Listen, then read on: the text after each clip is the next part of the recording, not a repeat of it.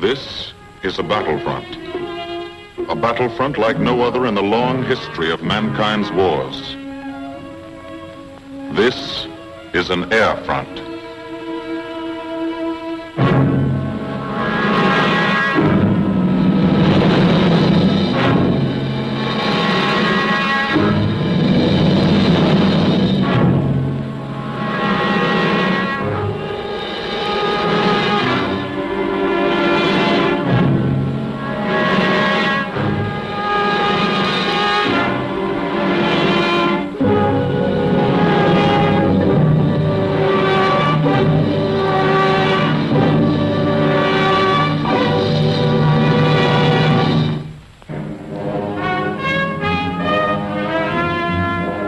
The working day begins, as it will end, with the ground crews, as much a part of the fortress as her wings.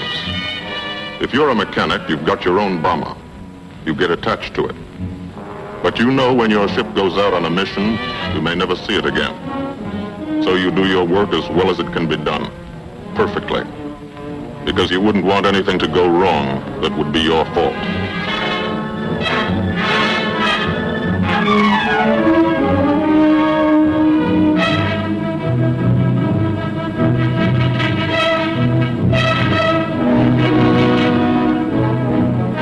Today, the bombs will be taken from these bomb dumps somewhere in England and delivered to specific points in Wilhelmshaven, Germany.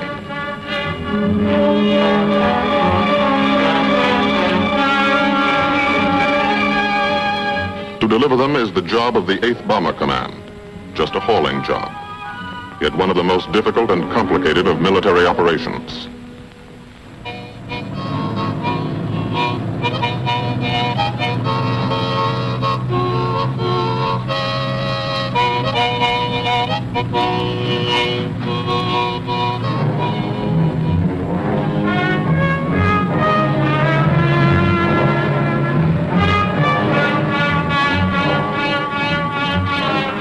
General-purpose demolition bombs, impact velocity as high as 750 miles an hour, pierce 5 inches of armor plate, destroy a factory.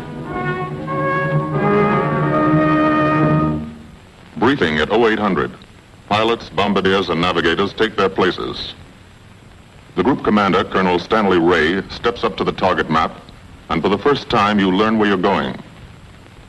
Sometimes your face turns white when you find out. Sometimes the feeling you won't come back tightens your insides. Not so long ago, you were sitting like this in a college or high school classroom, not listening too hard, perhaps even a little sleepy. But you listen here. And as you listen, you don't have time to think of yourself. Fear fades. You concentrate on the mission. Type of formation, assembly point, 0 hour, route to target, weather, enemy fighters, enemy flak, route back home. If forced down in enemy territory, destroy equipment. If taken prisoner, give no information. Name, rank, and serial number. That's all.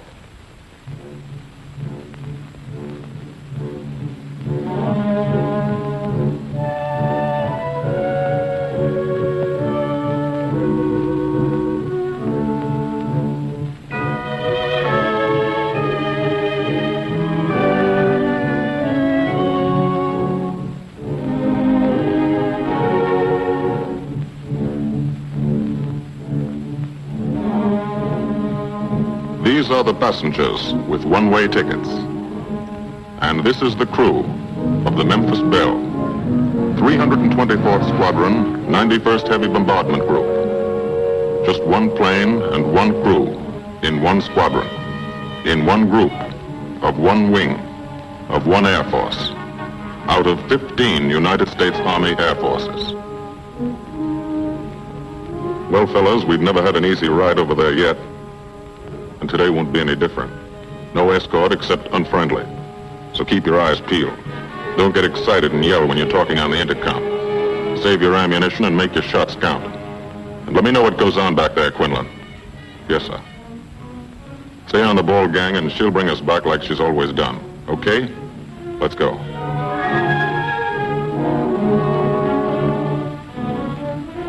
They have completed 24 missions in this, the toughest theater of air war, the big league of sky fighting. Their experience is priceless. And so, if the Memphis Belle comes back this afternoon, they will be sent to bring the vital lessons they have learned to thousands of aircrew men in training at home. Home is America.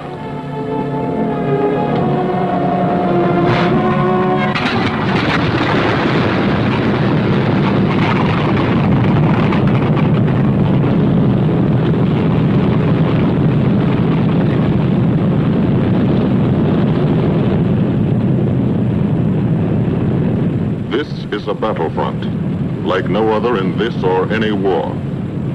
No monster armies, no booming cannon. Only the roaring engine sound of the bombers pounding through the quiet English countryside.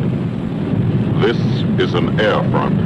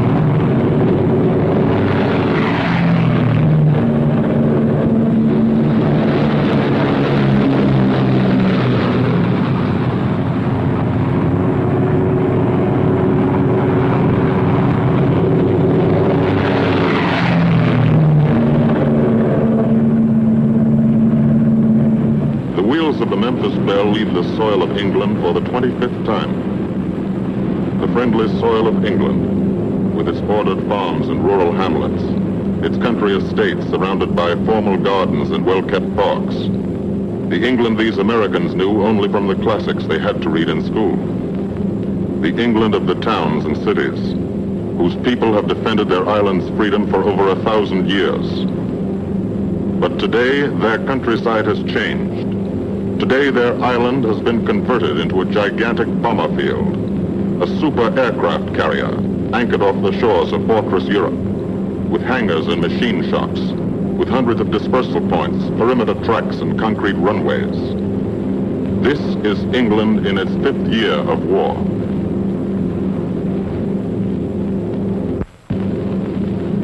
And this is the new battlefront, the air front, from which we seek out the enemy.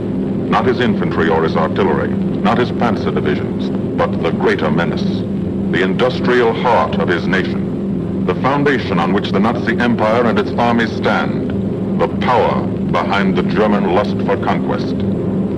The steel mills and refineries, shipyards and submarine pens, factories and munitions plants, pinpoints on the map of Europe which mean rubber, guns, ball bearings, shells, engines, planes, tanks, targets. Targets to be destroyed. And these are the destroyers, each with a belly full of bombs, and 10 men like the crew of the Memphis Belle. Pilot Captain Robert Morgan, industrial engineer from Asheville, North Carolina. He's flown this ship across the Atlantic.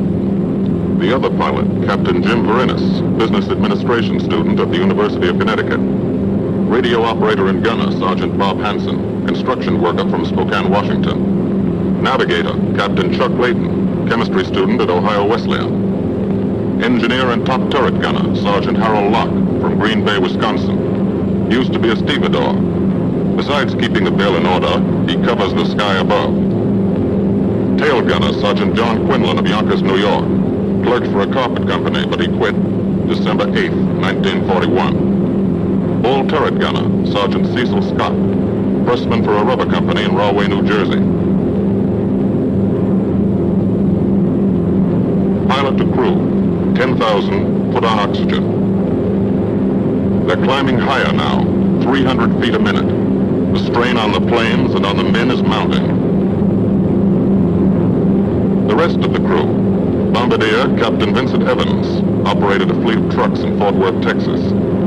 Waist gunners, on the right, Sergeant Bill Winchell, chemist for a paint company in Chicago. And on the left, Sergeant Tony Nastal, used to repair washing machines in Detroit when he was a kid. Now he's 19 and has 2 Nazi fighters, confirmed.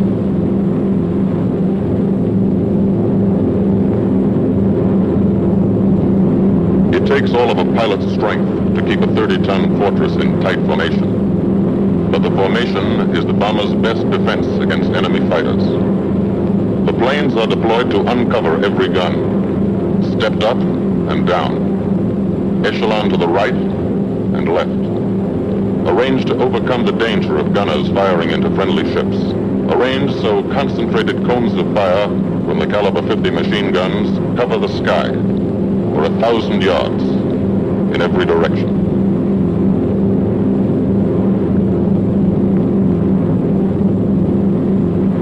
The friendly coast of England slips by below. It doesn't look like much now, but in a few hours when you come back, if you come back, this will be the most beautiful view in the world. Higher and higher, climbing to reach your best operational altitude, 25,000 feet, 5 miles straight up. So high you can't be seen from the ground with the naked eye. So high that after 1 minute without oxygen you lose consciousness.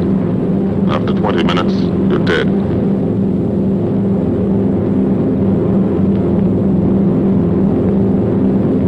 To the target, you go about your routine duties, plot your course, check your equipment, and wait, and think. Higher and colder. Temperature, 40 degrees, below zero. Take off your glove and you lose some fingers. You look out at the strange world beyond, reflections in plexiglass, like nothing you ever saw before, outside of a dream.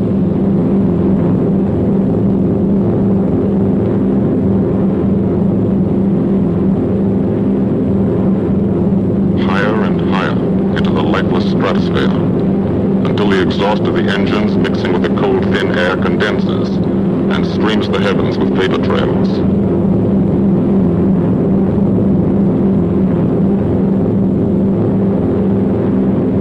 To the men in the ships, they're far from beautiful, for they point like beckoning fingers to the formation, signposts in the sky for the enemy to spot us.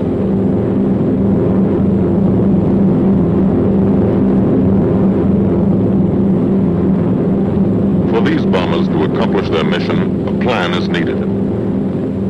Carefully worked out, timed to the minute. The job is to bomb Wilhelmshaven effectively and economically. The enemy is strong, skillful, determined to stop us. Here are his defenses. Airdromes, well dispersed. Each plane indicates a stoffel or squadron of fighters. Heavy anti-aircraft, highly trained and accurate, all along the coast and defending his vital installations. Radar to warn him of our coming. Here is our plan to divide his defenses and weaken his opposition. At 13:30 hours, shortly after takeoff, 6 groups of planes will be heading toward the enemy coast from 6 directions. The Blue Force, 100 B-24 Liberator 4-engine bombers. The White Force, 300 B-17 Flying Fortresses. The Green Force, 300 B-17s with an escort of 6 squadrons of P-47 Thunderbolts.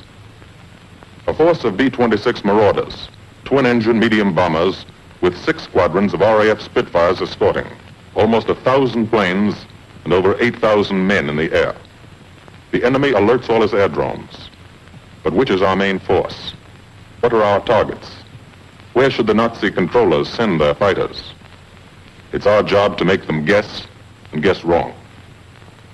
A half hour later, at 1400 hours, the blue force will be heading east across the North Sea with the white force following. These enemy fighters are tied down, waiting to meet them, and will not be able to attack the green force. These fighters must come up to attack the green force, and thus will be no threat to the blue and white forces. The B-26s and Spitfires will bomb and strafe a key rail junction, diverting these 6 Staffeln and preventing the enemy from concentrating too many fighters on the green force, which is scheduled to bomb an aircraft factory at Hanover. At 1430 hours, the blue force will threaten this entire coastal area of northwestern Germany. Which target will it be? Flensburg? The Kiel Canal? Or will it turn suddenly and bomb Hamburg, Wegesack, or Emden? Actually, it carries no bombs at all. It's a decoy and keeps the fighters from the northern area busy while the white force, the main effort, heads for the submarine pens of Wilhelmshaven. At 1500 hours, while the white force is over its target, only a fraction of the available German fighter strength of the area can intercept it. Because of the blue force diversion and the simultaneous bombing of Hanover by the green force. This is the plan of battle for today, drawn up by the Combined Operations Planning Committee and approved by the Commanding General.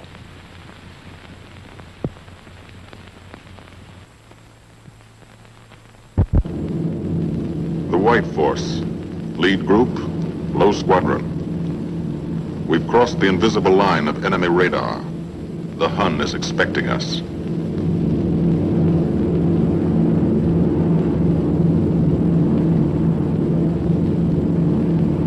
Steel helmets go on. Watchful eyes strain. Tight formations are held tighter still. Tense gunners more alert because here it comes. The enemy coast. From up here, it looks the same as any other. Houses, roads, green fields, factories, waterways. But they are the houses and fields of those who invade and oppress. They are the factories and roads of the people who twice in one generation have flooded the world with suffering. Suffering in such quantity as the history of the human race has never known. Brought torment and anguish into countless American homes. Gold stars and telegrams from the War Department.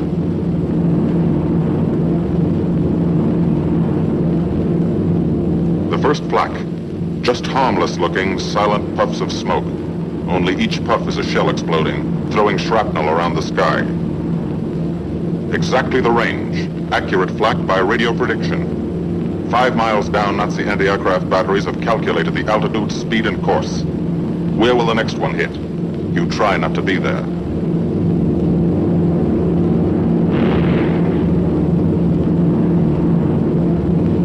The docks and submarine pens of Wilhelmshaven. Approach to the target starts. No smoke screen can protect it.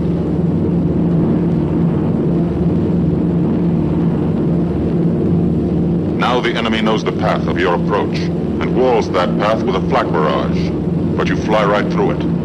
Flak so thick you can get out and walk on it.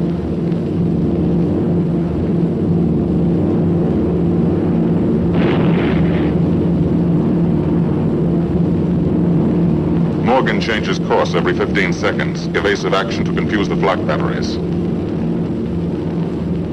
Bomb sights set for correct altitude and speed. Bomb bay doors open. The bombing run begins. Pilot to Bombardier. Okay, Vin, you've got it. Now Evans flies the Memphis Belle, controlling it through the bomb sight. And now we are most vulnerable. Committed to our bombing run, we can't dodge flak or fighters. Here's the first.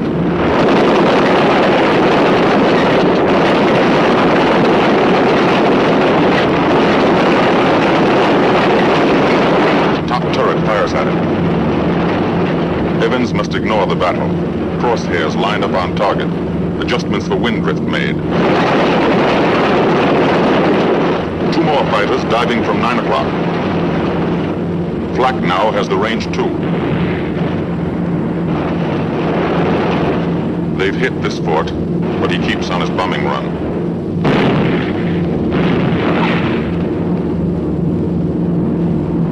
As lead bombardier, Evans's aim must be good. Every other ship in the group will drop its bombs when he drops his. Now, one pointer on the bomb site moves toward another stationary pointer.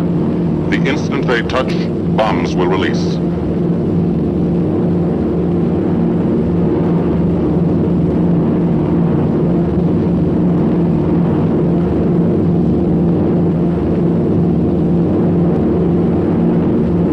They touch.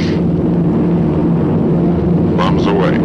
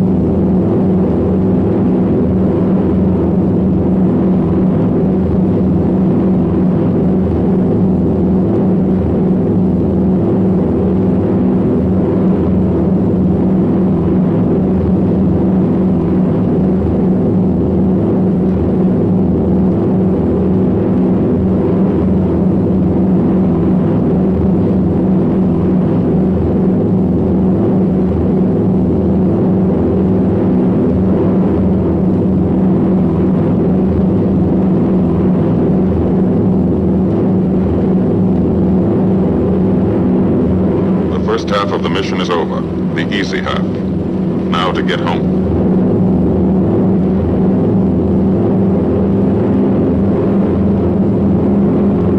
The flak stops. That means fighters out there somewhere. A staffer lurking behind that cloud, or hiding up in the sun where the glare blinds you and you can't see them, waiting to dive down on you. Fighters at 6 o'clock. This is what a gunner sees. A speck in the sky. That's a fighter. And then a blink. That means he's firing at you. 2,300 rounds a minute.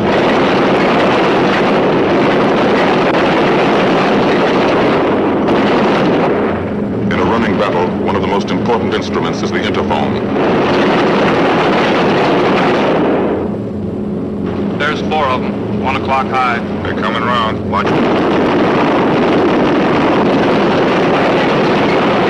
2 fighters, 6 o'clock up, coming in, diving out, Chief. B-17 in trouble out at 2 o'clock, watching. There's an engine on fire.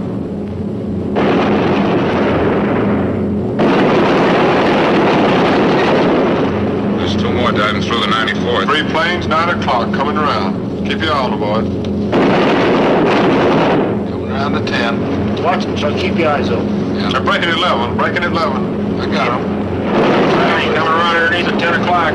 I Those see 2 him. at 2 o'clock. Watch them, Scotty. I got my sights on them. Check that B-17, Chuck, 3 o'clock.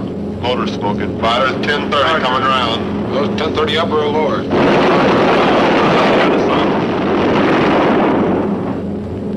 B-17 out of control at 3 o'clock.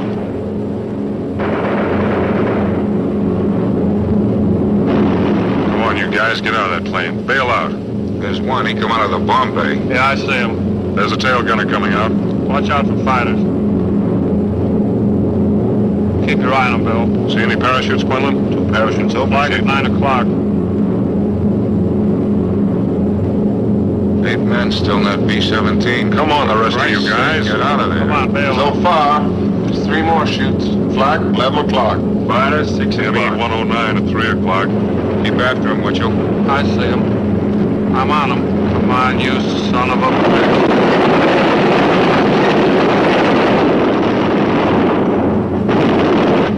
I got him. Confirm that fighter. He got him, Chief. Look, he's bailing out. Damn it, don't yell on that intercom. Fighters, 10 o'clock. Watch those 2 at 12, Van. They're coming in. They're coming in, Scotty. Get that ball turret on him. Save the ammunition as much as possible.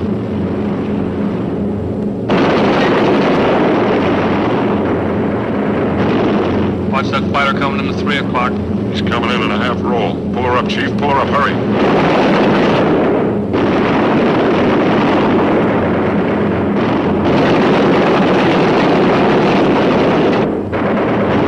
This fortress is hurt. Engine on fire, losing airspeed and altitude, drifting into the flak, alone and helpless, a straggler. In a minute, Nazi fighters will swarm in like buzzards for the kill. You can watch, but you can't go down to help. You keep your formation.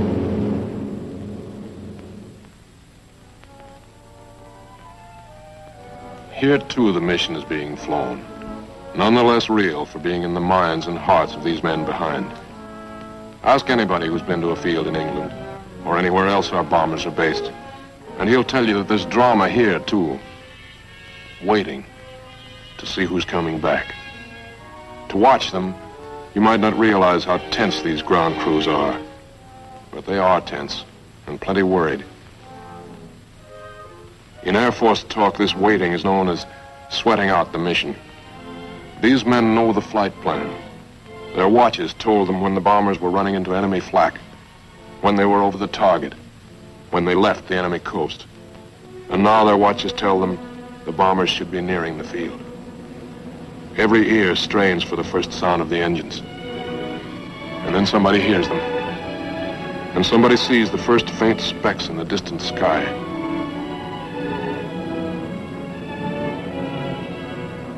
Every face turns to see and count. The watchers try to read the numbers on the ships.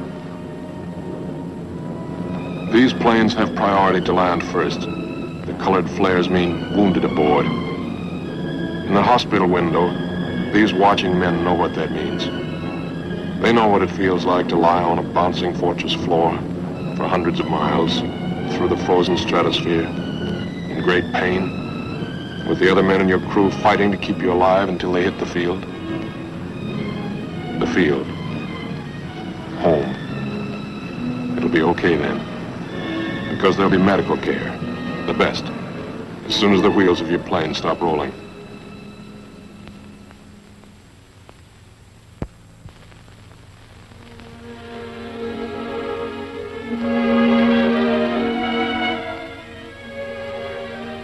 Head wound. Concussion. 20-millimeter cannon shell exploded in his radio compartment. Shock. Internal injuries. He'll be all right, though. Flak burst scattered flying shrapnel. He's full of steel splinters. This pilot's leg is not a pretty sight. Neither are the docks at Wilhelmshaven. These men will all get the Purple Heart. And this man, too, posthumously.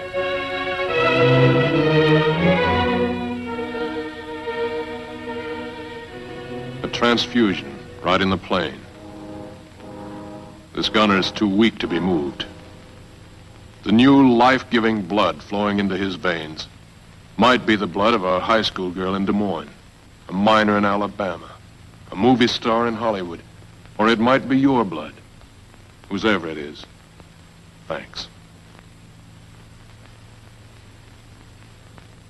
36 planes left this field this morning. Now 6 more arrive. That makes 20 home. And this one's 21. More wounded aboard.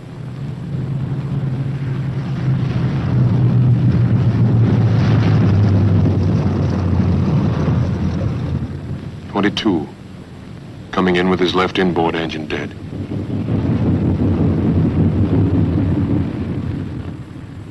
.23, with a feathered prop on his left outboard engine.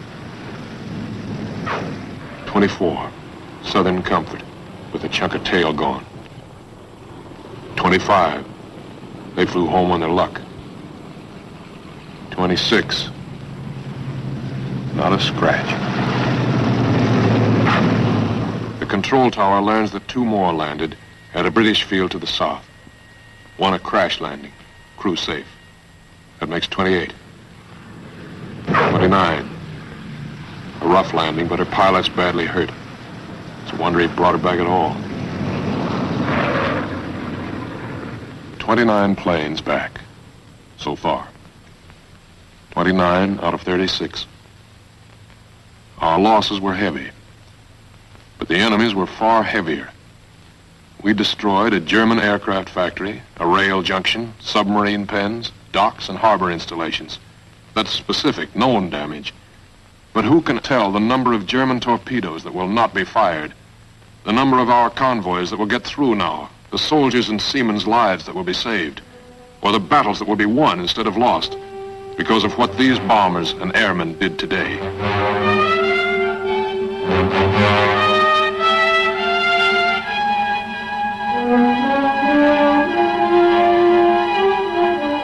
Pilot and tail gunner. They can laugh now. Fire on the inboard engine did this. Flames streaked back and burned the stabilizer, too. Another crew luck brought back.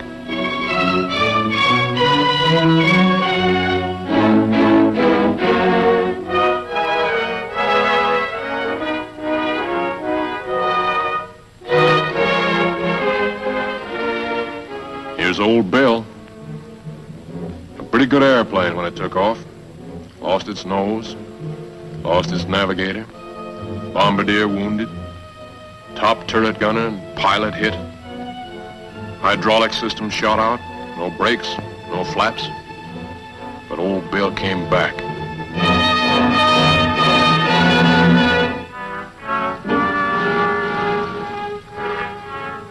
Now, among the returned crew members, talk flows like a river, talking out every detail of the mission. These are the faces of combat, faces of Americans who have watched their comrades die, faces that can never forget the enemy, and they're in no mood to have their picture taken.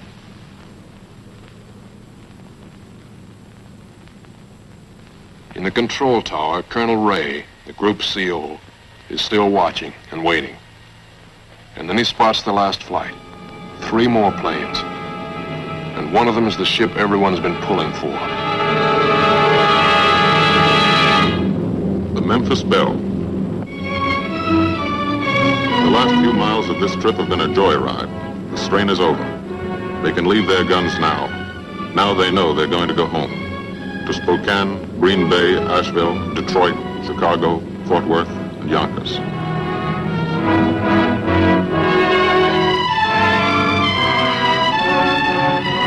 The Belle comes in for her landing. But first Morgan buzzes the field, cuts the grass with the giant fortress. It's against the rules, but this is a special occasion.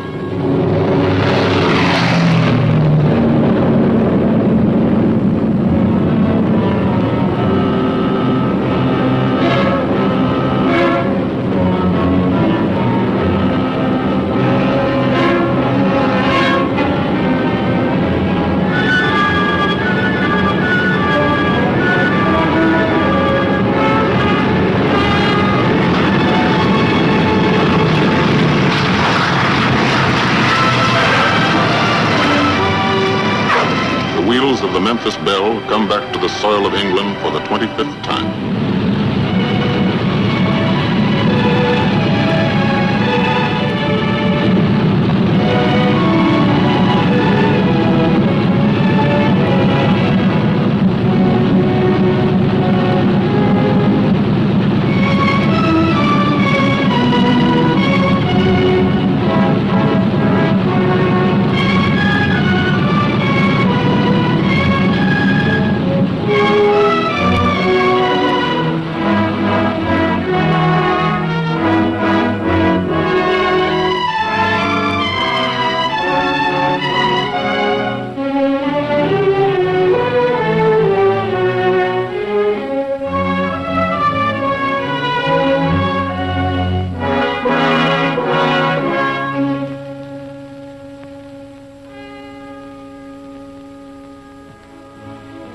This is a day they will never forget.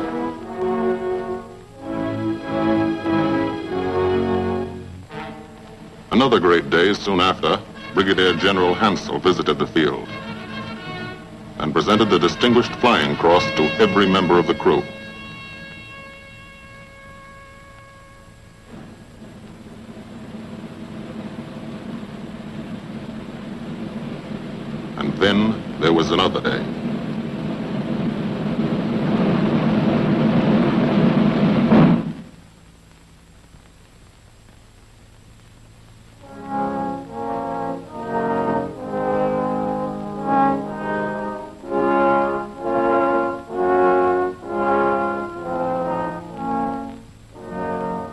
Their Majesties, the King and Queen of England.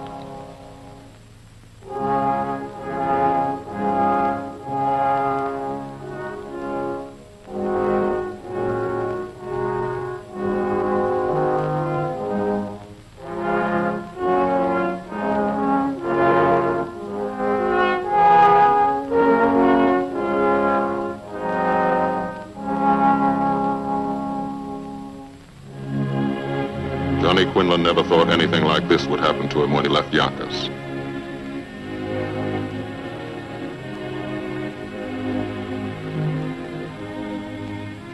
The ground crew were a little self-conscious about being dressed in fatigues, but the Queen thought they were very nice.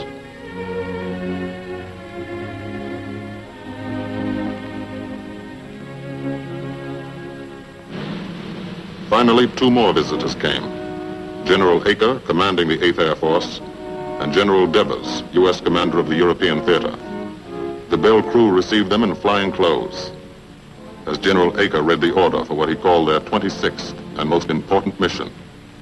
Return to America to train new crews and to tell the people what we're doing here. To thank them for their help and support and tell them to keep it up so we can keep it up. So we can bomb the enemy again and again and again until he has had enough. And then we can all come home.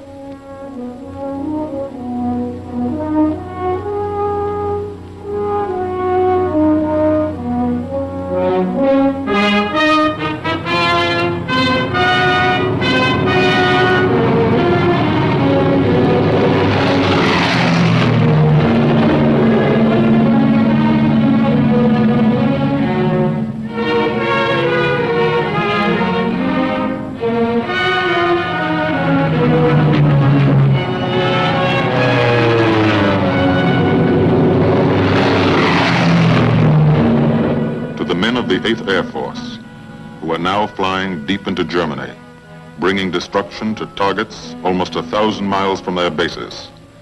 Destruction like this. And who have never once been turned back by the enemy. To those men, this film is gratefully dedicated.